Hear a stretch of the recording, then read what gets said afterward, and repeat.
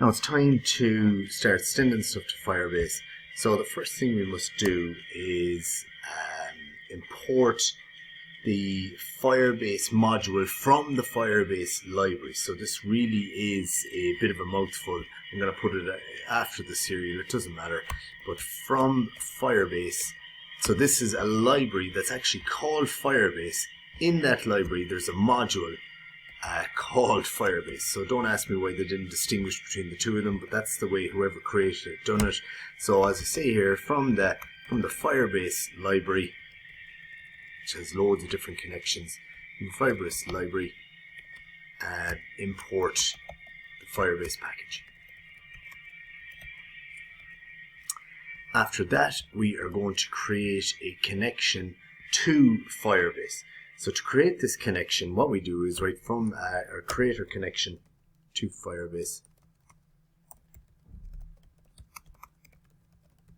So to do this, we say Firebase, and in that module there is a method called Firebase application. Just watch your spelling. And this is going to take two arguments, argument 1 and argument 2. Now the easy thing about this is that argument number 2 is going to be called none, and what that means is the second argument you're providing is that there's going to be no encryption or no security provided. So you need to be very careful with the stuff you send, as in don't send any private stuff, anything like that.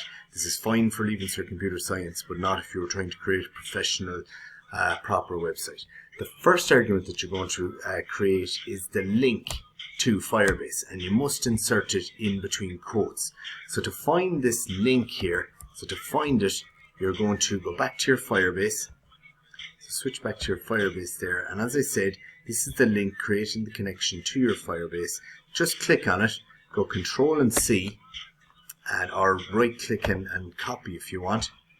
Go back in to your Tony and insert it in there, paste, and now you've got your connection to your Firebase.